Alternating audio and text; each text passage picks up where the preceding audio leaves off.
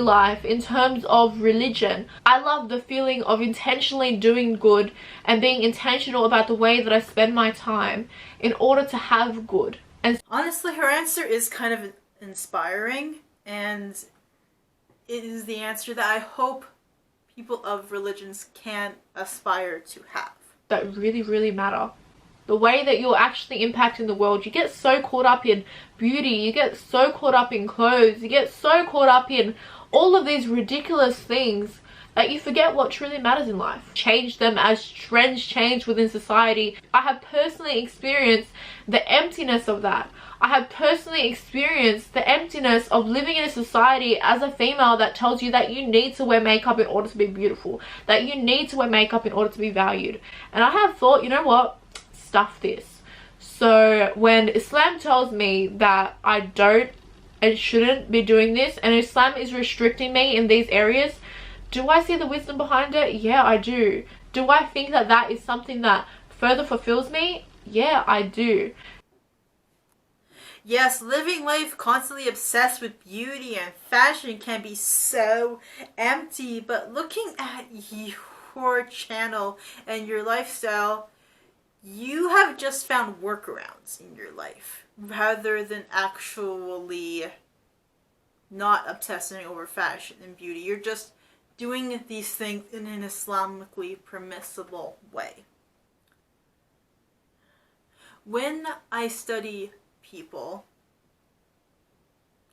I often see the people who are given large amounts of structure and rules and are told to live a certain way tend to reject that, or tend to hit a breaking point where they reject this lifestyle and run away from rules and start to live life more freely without the structure.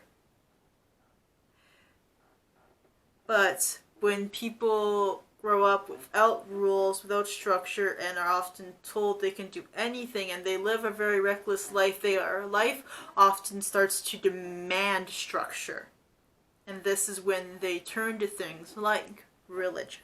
So you've helped the world be a better place, and you have done acts of kindness, and you have aspired to be what is your perception of your best self, and that is good.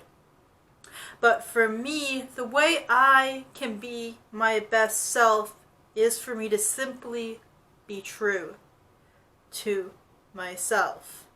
And right now, my answer is that I don't see the evidence, and I understand the science such that I understand how a universe can be formed atheistically, without a God. I understand the science enough to be confident to say that this world can exist without a God, without intelligent intent, without design, without purpose. However, it is not random. And that is good enough for me. So I tend to think that the people who are able to give to charity, be kind, help the poor, take care of others, look out for the environment, look out for animals without God, are better people. Because they are compelled to do good without the reward of this hypothetical amazing afterlife. And I want to strive to be that person, to do good and live my best life for myself and for the world and for others around me, without the promise, without the reward of an afterlife, without the compulsion. Then I would still feel contentment, and I would still be so wholly and completely happy with the way that I have lived. But I can't help but wonder about the atheist. When an atheist is on their deathbed and in a real life world, they see the angel of death hovering over them, waiting to tear their soul from their body. How are they gonna feel? What if there is a God, and in this hypothetical situation it is the Islamic God, and the corresponding angel of death comes upon you, and you are confronted with a God? What does the atheist do? And now we have come upon Pascal's wager. It is unfortunate that you would have done yourself a disservice by not believing. I do not know if this person realizes it, but I can't choose to believe in a God. And if I could, wouldn't this God see through my disguise? Also, which God? Do you entertain the possibility that the Almighty is Zeus? Or Thor? Or whichever? A believing and devout Christian, for example, be welcomed into heaven if it turns out that Islam is the correct religion. I don't lose anything. I lose a life of open decisions and evaluation. I would lose the life I've lived. And that is a tragedy. I read a quote years ago and it really stuck with me, and it was, if we both die and we realize that there is no God, then neither of us would have lost, because there is nothingness. But if we die and we realize that there is a God, then I would like to have won by believing. And it's unfortunate that you would have done yourself a disservice by not believing. If there is a God, and if I did meet this God, you don't have to worry about me, sister. I would hope that they would see my life for what it was, and that I did everything within my power to be a good person and the best person I could be.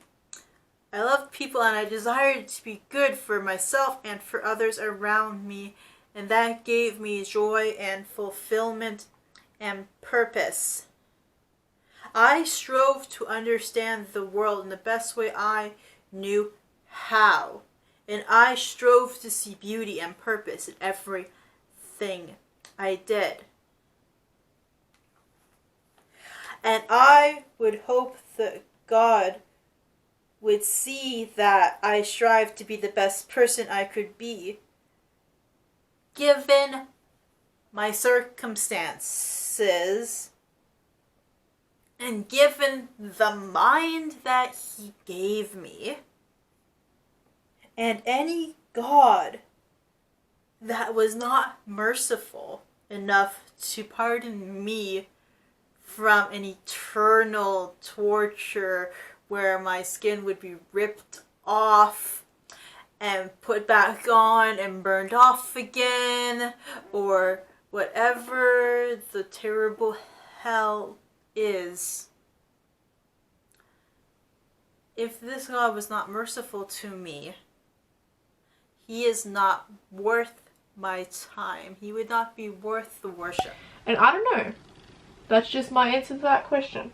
And so this is my answer.